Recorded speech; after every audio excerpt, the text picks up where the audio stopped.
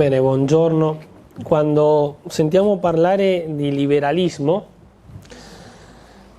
ci troviamo con un problema che questo termine è molto ambiguo e riveste tantissimi significati. Addirittura noi possiamo ricordare forse cose che abbiamo imparato nella scuola, di storia, e quindi quando parliamo di liberalismo pensiamo al capitalismo, pensiamo al libero mercato, alla libertà di stampa, libertà di espressione, libertà di coscienza, o anche alla rivoluzione industriale, o all'attività finanziaria nei nostri giorni, o per esempio all'oppressione degli operai, o il divorzio, l'eutanasia, l'aborto, ideologia del gender. Sono tantissime cose che rivestono il nome di liberalismo. A volte il liberalismo è chi proclama la democrazia, a volte i liberali sono i nemici più accaniti della democrazia. A volte parliamo dei liberali come liberatori di diverse classi sociali, a volte sono i nazisti, e quindi il termine è molto ambiguo. Bisogna perciò delimitare un po' la investigazione, la ricerca. Bene, in questa conferenza non parlerò né di liberalismo economico né di liberalismo politico. L'idea è trovare un po' la radice filosofica per capire qual è il fondamento in comune che hanno tutte queste cose che chiamiamo liberalismo, no? Anche che possono essere contrari o contraddittori tra di essi, e si chiamano liberalismo. Bene, questa è l'idea di base. Bene, comunque faremo un breve cenno storico e bisogna capire in che ambiente è nato il liberalismo. Noi parliamo del primo liberalismo alle origini, il liberalismo classico, nel XVII secolo, no? Liberalismo che nasce con John Locke nell'Inghilterra. E questo liberalismo, come in genere lo possiamo vedere in molte ideologie o in tutte le ideologie, ha alcune idee che sono vere, cioè non troveremo una ideologia che si imponga con tutte falsità. Sempre si prende qualcosa della realtà che è vero o che sembra vero, o in base a problemi reali si propongono soluzioni sbagliate, però sempre c'è un contesto nel quale nasce un'ideologia. Bene, il liberalismo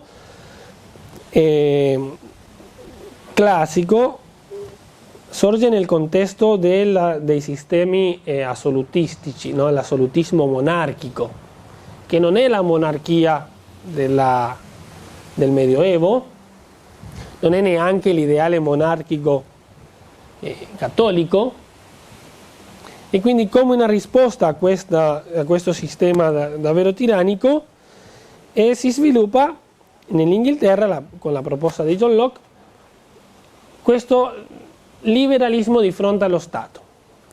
L'elemento liberale, sempre quando parliamo di liberalismo, parliamo della libertà che si definisce come libera o si impone come libera davanti a qualche limite, no? E qual è la libertà davanti allo Stato monarchico assolutista? La proposta di John Locke è fare un Parlamento che comunque esisteva, però lui ha dato tutta impronta, diciamo così, democratica. Questo autore comunque non nega la dipendenza da Dio, c'è una legge divina, anche se lui è fideista, cioè dice a Dio soltanto arriviamo con la fede, non possiamo arrivare con la ragione, neanche nega la legge naturale, dobbiamo obbedire alla legge naturale, no? Quindi è un liberalismo davanti o di fronte allo Stato, con alcune cose vere, altre che possiamo discutere, no? Dopo di questo il liberalismo con l'illuminismo, il razionalismo, tutta l'epoca della rivoluzione americana e francese soprattutto, riveste un carattere più sociale e più morale, no? Dopo John Locke troviamo il liberalismo di Rousseau, che tra l'altro per alcuni autori non è liberale ma è socialista, e quindi già possiamo trovare queste differenze, no? sono liberali o non lo sono. Bene, Rousseau e poi Montesquieu propongono questo liberalismo morale. Non c'è una legge divina perché Dio non esiste e non c'è una legge morale, almeno una legge, non c'è una legge morale assoluta come la presentano i 10 comandamenti. Evidentemente non posso uccidere il vicino, però tanti atti morali dipendono dalla mia libertà, no? Nell'ambito politico o sociale, culturale, troviamo la rivoluzione contro la Chiesa, e quindi la libertà di coscienza significa che non deve esistere la Chiesa, o la libertà di espressione significa che non deve esistere nessuno che mi dica qual è la verità. E nell'ambito sociale invece troviamo che se tutti noi siamo liberi e ognuno fa ciò che vuole, la società diventa un disastro. Allora dobbiamo mettere una legge che è una legge positiva, tutti ci mettiamo d'accordo. Noi dobbiamo capire che se nessuna cosa mette un limite alla mia libertà, l'unico limite che può trovare la mia libertà è quello che metto io. Allora se tutti ci mettiamo d'accordo per mettere dei limiti, siamo d'accordo, e quindi l'unico limite che trova la libertà dell'uomo è sociale, dipende dalla società che ognuno conforma e delle norme della società che uno accetta. Bene, durante il XIX secolo, con la rivoluzione, già è iniziata ormai la rivoluzione industriale, però tutto lo sviluppo gigante di questa rivoluzione, troviamo il liberalismo economico. L'autore principale sarebbe Adam Smith, che teorizza il libero mercato, e anche la dottrina della mano invisibile, che dice che se ognuno cerca il suo bene particolare, cioè ognuno si preoccupa di stare bene lui senza preoccuparsi degli altri, questo, come guidato da una mano invisibile, farà che ci sia un bene comune, perché tutti staremo bene. Questa è la sua teoria della mano invisibile nell'economia, no? E sostiene che lo Stato deve lasciar fare a livello economico. È un'applicazione della idea che io sono totalmente libero all'economia. Quindi lo Stato lascia fare, ognuno fa ciò che vuole, semplicemente ci mettiamo d'accordo con un contratto. Allora io ti offro questo lavoro con queste condizioni, se tu accetti va benissimo, dopo devi compiere le condizioni, no? Tu hai accettato questo limite alla tua libertà. Bene, questa è l'epoca del capitalismo selvaggio, eccetera. Però anche in questa epoca comincia a svilupparsi con forza il liberalismo morale, cioè l'indipendenza nell'agire di tutte le norme della Chiesa e tutte le norme morali di una società tradizionale. E quindi troviamo che il divorzio diventa e il matrimonio diventa una cosa civile, non più ecclesiastica. Insieme con questo la legge del divorzio, l'educazione diventa dello Stato e non più della Chiesa, gli ospedali, la preoccupazione per i poveri diventa qualcosa dello Stato e non più della Chiesa, perché è sempre a livello contrattuale. Facciamo un contratto, se siamo d'accordo lo facciamo, perché l'unico che può mettere un limite alla libertà è uno stesso. Bene, evidentemente ancora non siamo arrivati all'esagerazione ultima, come vedremo. Bene, anche nel secolo XIX, però nella seconda metà del secolo XIX, troviamo il liberalismo sociale, con l'autore John Mill, che ha due libri importanti, sulla libertà e poi la servitù delle donne. E quindi questo autore parla della libertà del pensiero, di espressione, poi di forme moderate di intervento dello Stato nel mercato, per limitare l'azione, e poi è uno degli autori che inizia col femminismo, cioè la libertà, l'uguaglianza di tutte le persone a livello sociale, soprattutto parla delle donne, no? E parla delle disuguaglianze create dall'industrializzazione. E finalmente nel secolo scorso troviamo diverse dottrine liberali, soprattutto dopo le due guerre mondiali. Uno dei filosofi più influenti è John Rawls, che parla della teoria della giustizia, e con questa teoria le disuguaglianze sociali sono ammissibili solo se migliorano la condizione sociale di tutti. Questa è la teoria di questo autore.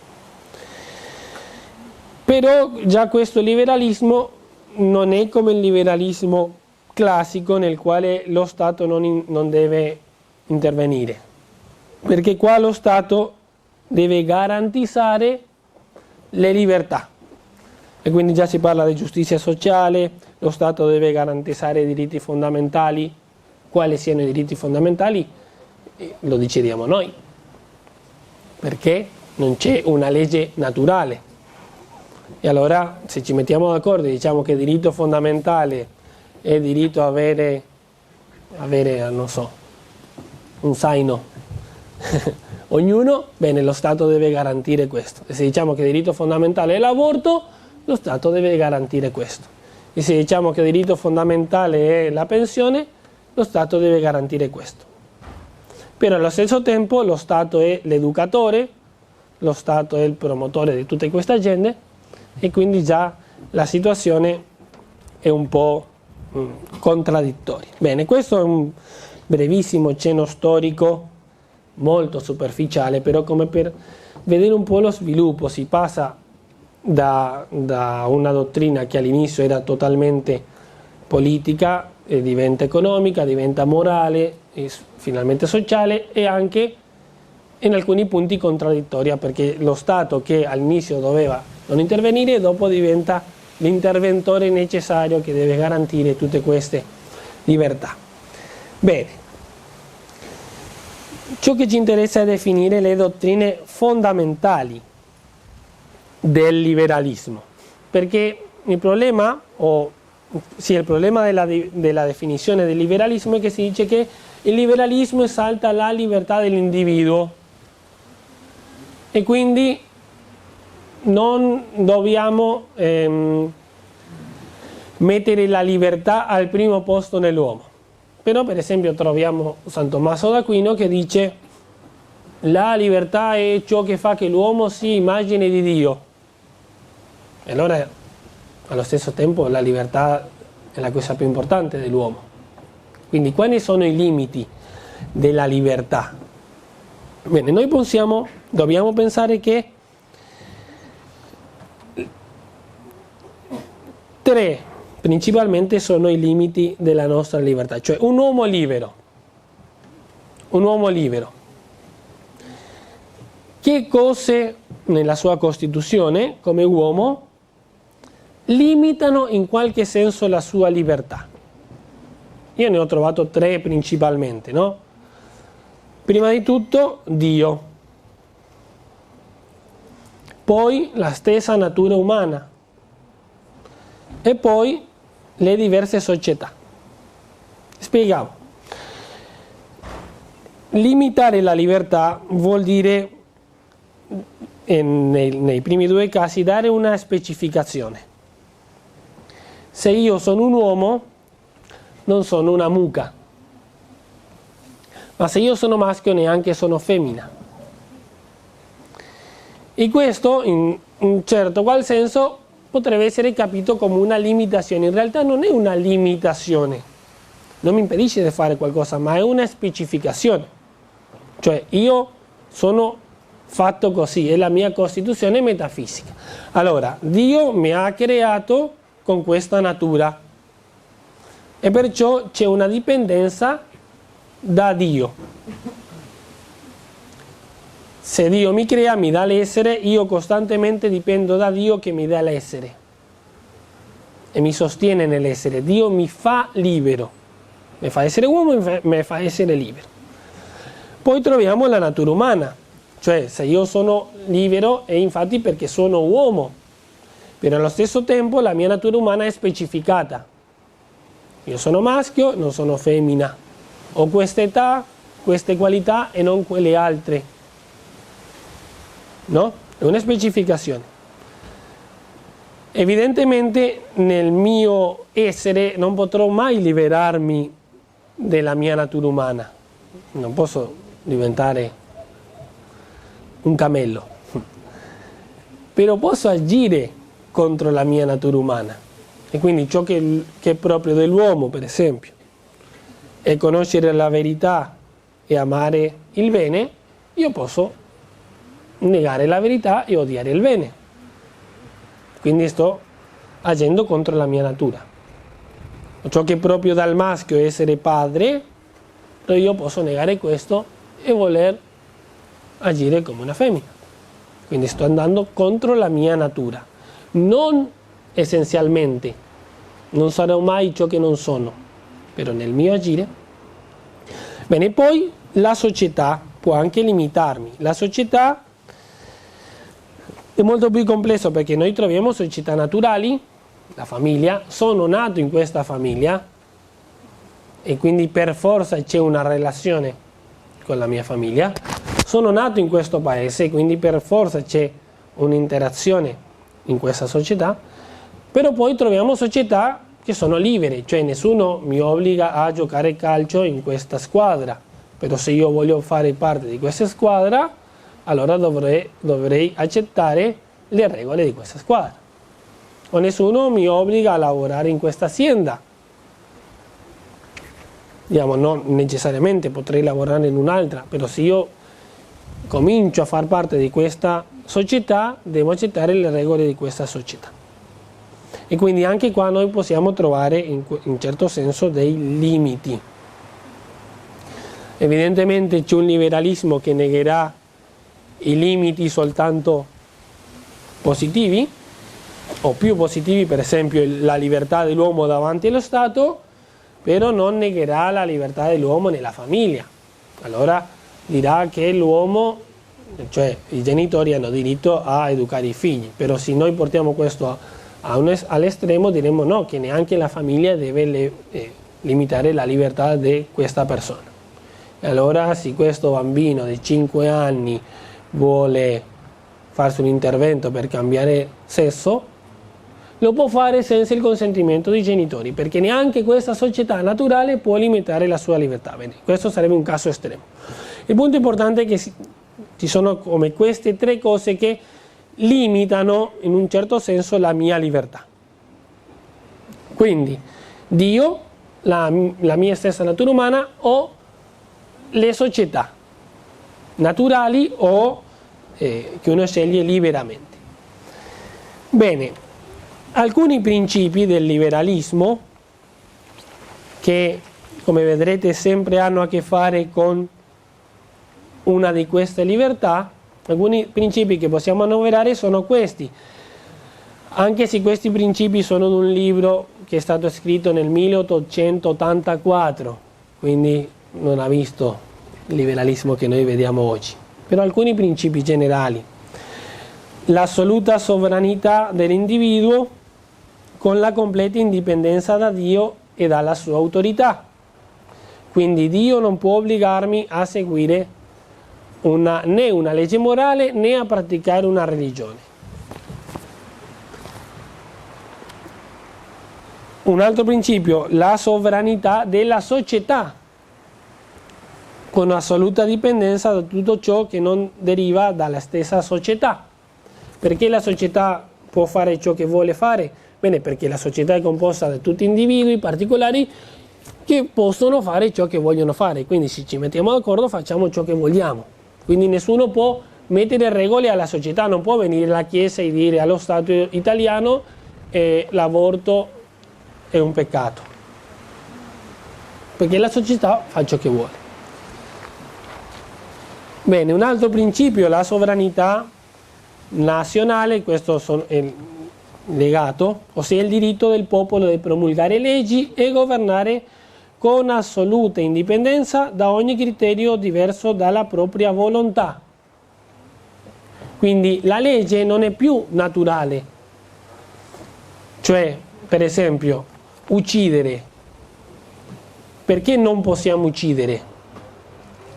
Perché la stessa natura umana rifiuta questo? No, non possiamo uccidere perché ci siamo messi d'accordo che non si può uccidere.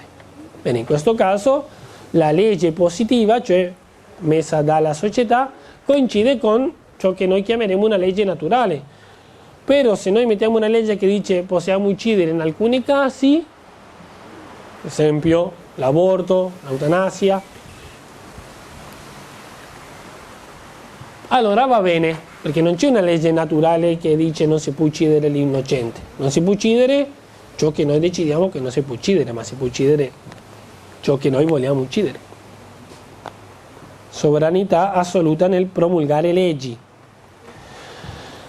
Poi c'è libertà di pensiero senza alcuna limitazione in politica, morale o religione, un altro principio. Libertà di stampa assoluta. Libertà di stampa si riferisce alla libertà nell'uso dei mass media. All'epoca era solo la stampa, i giornali, però adesso io posso mettere su internet ciò che voglio. I film possono insegnare ciò che vogliono, possono mostrare ciò che vogliono. E quindi possiamo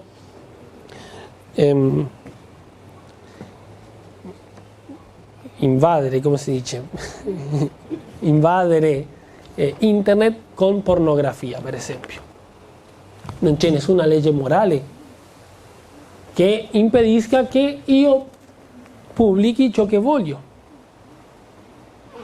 Questo se lo portiamo all'estremo, non sempre è stato così il liberalismo, evidentemente. Cioè c'era un'epoca che alcune leggi naturali si accettavano. E finalmente libertà di associazione con uguale ampiezza, cioè nessun, né Stato né la religione possono limitare la libertà di associazione. Che questo nessuno lo porterà all'estremo, perché ancora c'è un po' di senso comune, però se lo portiamo all'estremo, perché non possiamo organizzare una società mafiosa, ci associamo come vogliamo, no? Evidentemente non si arriva a questo estremo, però possiamo dirigere tutta la società politicamente come noi vogliamo. Bene, qual è il punto chiave di questo? Noi dobbiamo capire che per questo liberalismo filosofico non si proclama una possibile ribellione contro il limite, ma si nega il limite. Per esempio, io posso essere un credente, io so che esiste Dio, mi mette una legge e comunque non voglio compiere la legge e non la compio e faccio ciò che voglio. Bene, questo non è la dottrina liberale. La dottrina liberale dice no, non esiste né Dio, o se esiste Dio non esiste quella legge. È la negazione dell'esistenza del limite. Io posso dire, va bene, io sono uomo e la mia natura umana mi dice che non devo uccidere l'innocente, però comunque lo faccio, perciò lo faccio di nascosto. Invece, per il liberalismo estremo, cioè dei nostri giorni, attenzione, sto parlando di liberalismo filosofico, non politico. Per questo liberalismo estremo io dico no, perché non esiste una natura umana, quindi non c'è una legge umana. Si capisce la differenza? Una cosa è che io posso ribellarmi contro una realtà che c'è e riconosco che esiste, un'altra cosa è che io nego l'esistenza di questo limite. Faccio questa distinzione tra liberalismo filosofico e liberalismo politico perché troviamo liberalismi che non accettano l'aborto o non accettano certe cose e si chiamano liberalismo. Però troviamo cose nella società socialista che hanno questa dottrina liberale alla base. Per esempio, è la sinistra che promuove tutte le ideologie di gender, e la sinistra è socialista, però ciò che sta alla base dell'ideologia di gender è questa dottrina che chiamiamo liberale, perché dice che l'unica regola è la stessa libertà. Bene, allora il Papa Leone XIII, mancano 15 minuti. Bene, il Papa Leone XIII nella enciclica Libertas del 1880 più o meno, non mi ricordo bene, scusate, parla di 3 gradi di liberalismo e ci fa capire come, anche se tutte e 3 sono gravi, non sono ugualmente gravi, perché accettano certi limiti messi alla libertà. Quindi inizio dall'ultimo, che è il meno grave, per vedere come c'è un processo che più o meno coincide col processo storico, anche se non totalmente. Quindi dice il Papa: il liberalismo di terzo grado ammette la necessità, cioè il meno grave, ammette la necessità dell'ordine naturale, cioè una legge naturale, e dell'ordine soprannaturale, cioè una legge divina, però solo nella vita privata. Nella vita pubblica la legge è quella che mette la società, no? Di comune accordo col suffragio, e poi il Parlamento che rappresenta le volontà di tutti i membri della società. E dice il Papa: più moderati, ma per nulla più coerenti, sono coloro che dicono che la vita e i costumi dei privati devono essere regolati dal dettato delle leggi divine, ma non quelli dello Stato. Cioè, la vita privata va regolata dalle leggi divine e dalla legge naturale, ma non lo Stato. E quindi è lecito sottrarsi ai comandamenti di Dio nei pubblici affari e non rifarsi ad essi in alcun modo nel formulare le leggi. Quindi, per esempio, qua si parla della separazione totale tra Chiesa e Stato, perché la Chiesa non deve mettere leggi divine nella vita sociale, anche se le può mettere nella vita dei privati. Bene, questo liberalismo è stato il liberalismo cattolico, per esempio, da alcuni autori come Lamennais nel 1830 e altri sacerdoti che proclamavano questa libertà, no? La Chiesa deve reggere soltanto la vita privata. Bene, il liberalismo di secondo grado ammette l'esistenza di un ordine naturale che dovrebbe governare la vita privata e pubblica, però non ammette un ordine soprannaturale che governi la vita privata e pubblica. Il Papa dice così: molti liberali, sospinti dalla forza della verità, non esitano ad ammettere o addirittura affermano spontaneamente che la libertà diventa viziata e degenera in licenza se osa varcare certi limiti. Per esempio, se la libertà è assoluta, i padri e i figli non devono obbedire i genitori.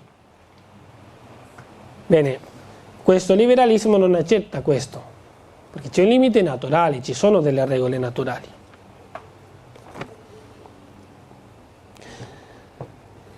Bene, e quindi questo liberalismo si poggia su una legge, un giusnaturalismo razionalista. C'è solo la legge naturale che noi scopriamo con la ragione, però non c'è la legge soprannaturale.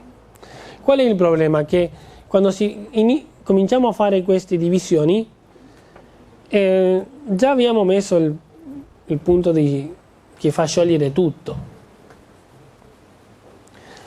e addirittura, come ho detto, il liberalismo, questo qua, storicamente, cioè filosoficamente, ma anche nella realizzazione storica, non dice posso ribellarmi contro, ma non deve esistere il limite.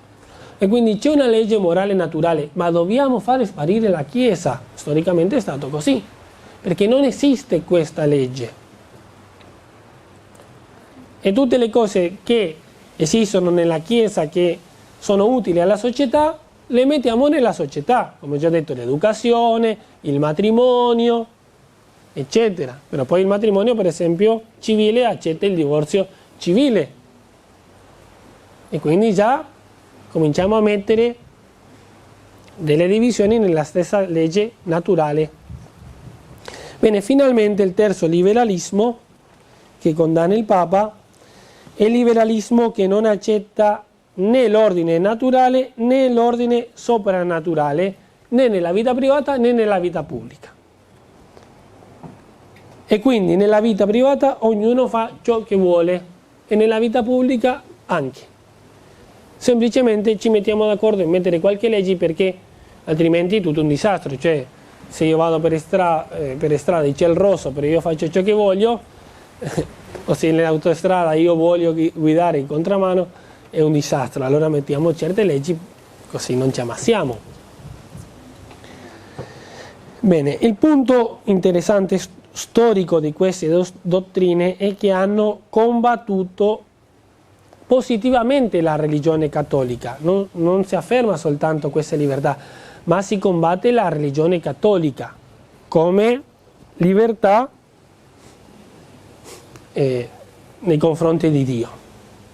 E poi positivamente combattono le strutture naturali buone come libertà contro l'oppressione delle società.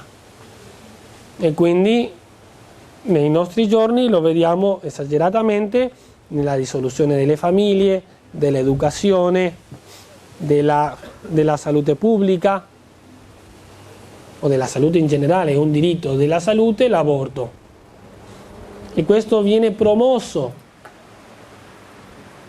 perché dobbiamo togliere il limite e dobbiamo esagerare o lasciare libere le libertà. Bene, allora voglio, per finire, parlare o approfondire un pochino di più il problema che abbiamo detto che c'è alla radice. Il problema alla radice è negare, cioè se noi siamo coerenti col principio messo di che la libertà è l'unica cosa che ha valore nella vita dell'uomo, se noi siamo coerenti con questo principio e lo sviluppiamo fino alle ultime conseguenze, arriviamo a ciò che si vede nei nostri giorni, che non so, cioè penso che ancora si può andare oltre, però almeno filosoficamente già le basi sono state messe, che è dire che non esiste la natura umana. Cioè, io sono ciò che voglio essere, perché l'unica cosa che sono io è la mia libertà, e quindi la mia libertà pone il mio essere. Questo è l'esistenzialismo, l'ultimo, di Foucault. Dobbiamo decostruire tutto ciò che esiste, perché tutto ciò che esiste sono delle strutture create culturalmente e che ognuno con la sua libertà costruisca ciò che vuole essere. Quindi non esiste il maschio e la femmina, queste sono costruzioni culturali. Dobbiamo decostruire questo e che poi ognuno liberamente possa costruire ciò che vuole essere. No? Questo è l'ultimo, però inserito in una struttura socialista, perciò lo Stato deve promuovere queste cose e deve punire chi parla contro queste cose, perché parla contro la libertà. No? Bene, allora ci troviamo sempre a livello della natura umana. E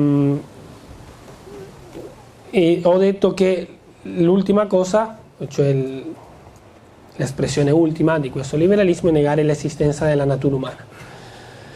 Quindi stiamo a negare prima di tutto il creatore della natura umana e la relazione con Dio. Se Dio è il mio creatore, io ho un obbligo nei confronti di Dio, cioè dalla mia dipendenza da Dio proviene l'obbligo di adorare Dio, di lodare Dio e di servire Dio con la religione che Dio mi dà. Cioè Dio vuole essere adorato dalle sue creature, glorificato, e le ha create, ha creato l'uomo per amarlo, per conoscere Dio e amarlo. e le ha dato, tramite suo figlio Gesù Cristo, una religione con la quale l'uomo può compiere questo dovere. Quindi se io nego l'esistenza di Dio o nego la dipendenza di Dio, devo togliere la religione. E nessuno mi può imporre una religione. Casomai io posso scegliere una perché voglio. Quindi qual è il fondamento? Che devo adorare il Dio che mi ha creato? No, il fondamento è che se io voglio lo faccio. Quindi alla base si trova la libertà e non il fatto di che si sia un uomo creato.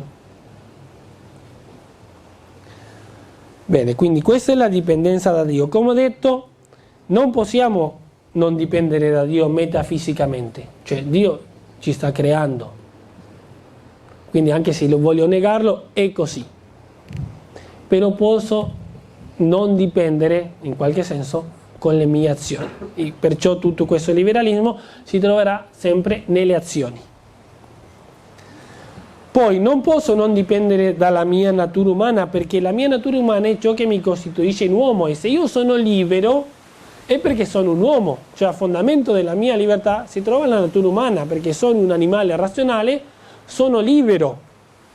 Quindi se io voglio diventare, come ho visto un video, se voglio diventare una mucca e buttarmi sull'erba e dire oh sono una mucca qua approfittando questo bel sole, mangiare l'erba, posso fare quello perché sono libero. Cioè se io fossi una mucca non faccio un film dicendo sono una mucca.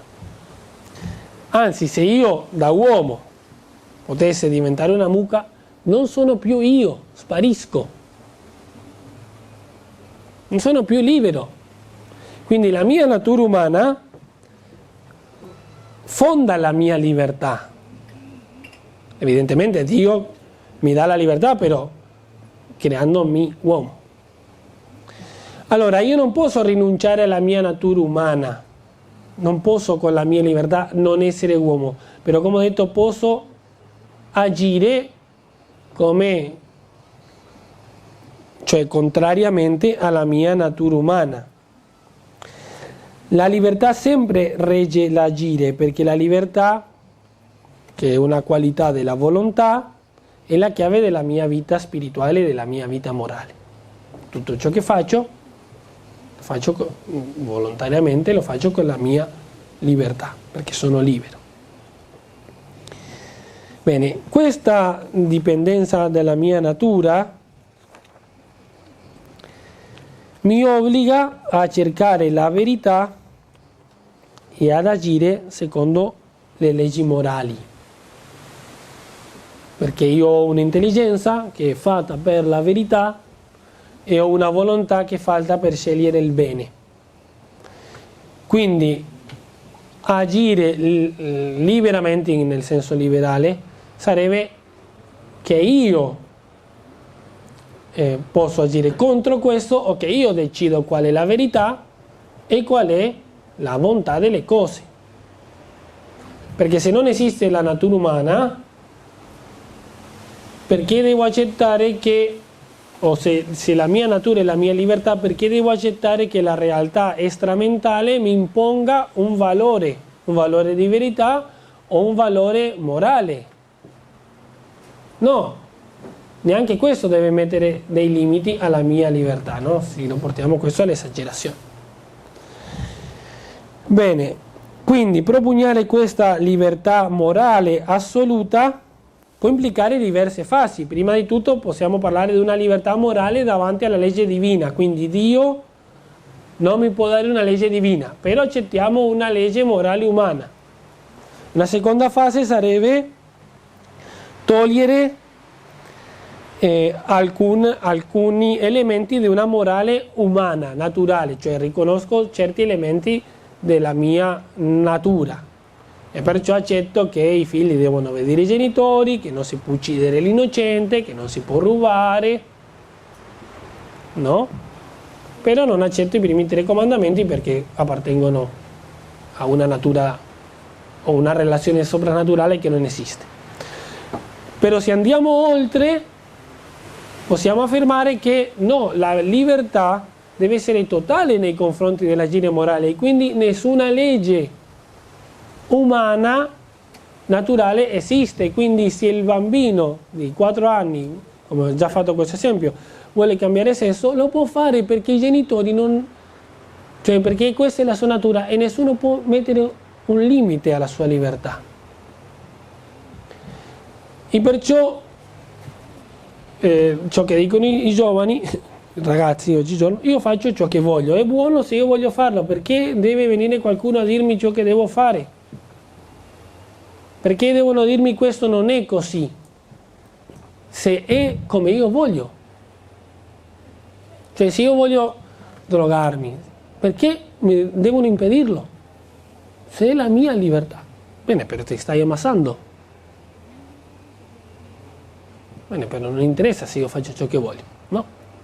Quindi è la negazione, l'esagerazione nella negazione della natura, che oggi col transgender è l'ultimo passo che si è fatto, no? O anche esistono i transspecie, no? Come questa qua che diceva che era una mucca, per negare l'esistenza di una natura umana. Bene, finalmente il rapporto tra libertà e società è più complesso.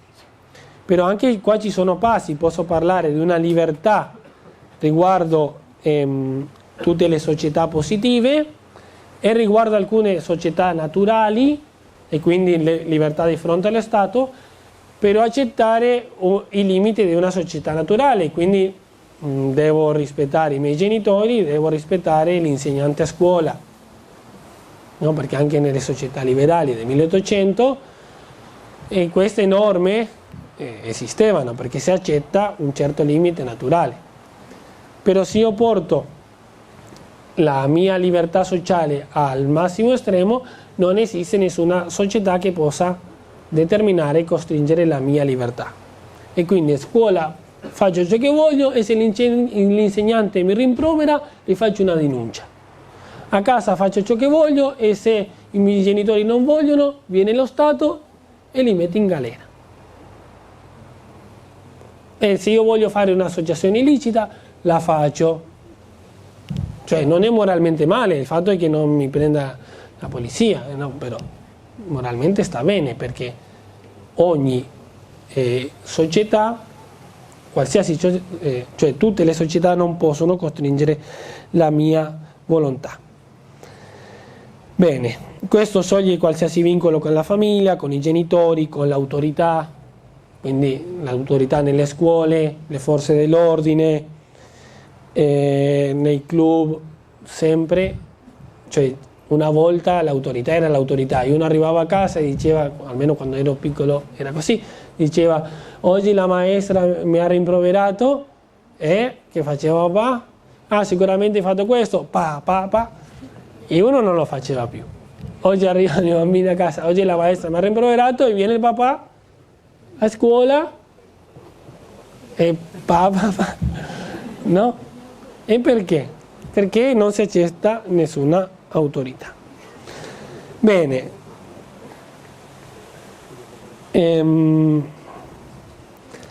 allora,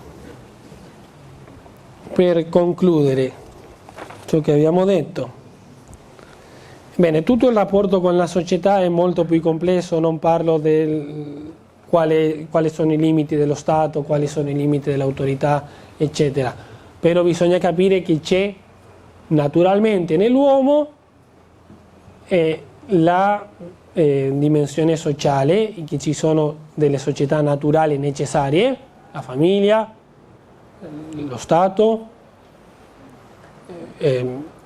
a livello soprannaturale però anche una società, la Chiesa è una società soprannaturale, e quindi l'uomo naturalmente ha bisogno della società per vivere. Poi quali siano i limiti di ogni società, penso che non possiamo discutere, il fine della società determina i limiti della società. Bene, per concludere, alla radice di questo liberalismo morale si trova il problema filosofico di negare la natura umana.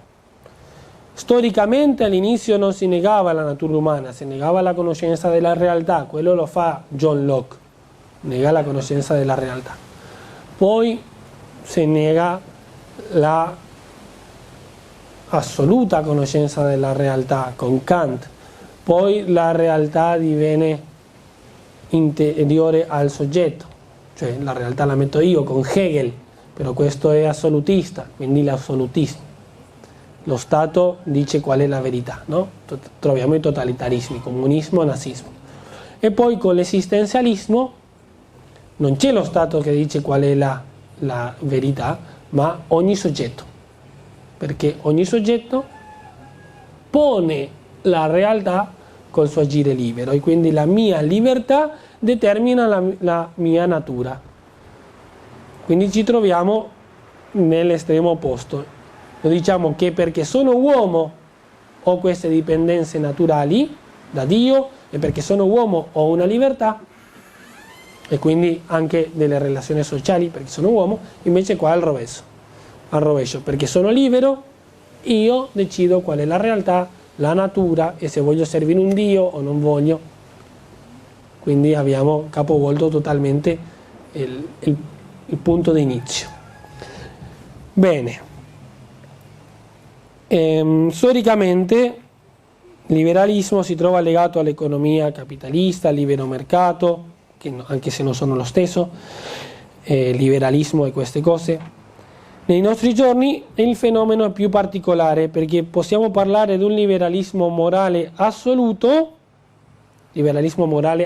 cioè faccio ciò che voglio ed è buono perché io voglio farlo, secondo il quale non ci sono leggi naturali né divine né natura umana che specifichi il mio agire, tutto dipende dalla mia libertà.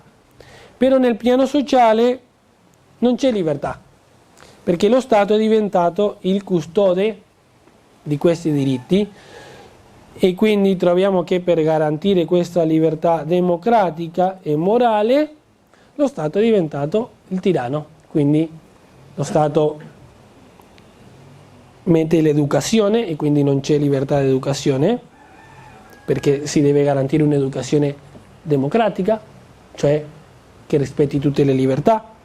Lo Stato è il tiranno delle comunicazioni perché non c'è libertà di espressione, perché si deve garantire un'educazione democratica. Nell'economia non c'è libertà economica perché si deve garantire una democrazia che sia a sovvenzione dei diritti.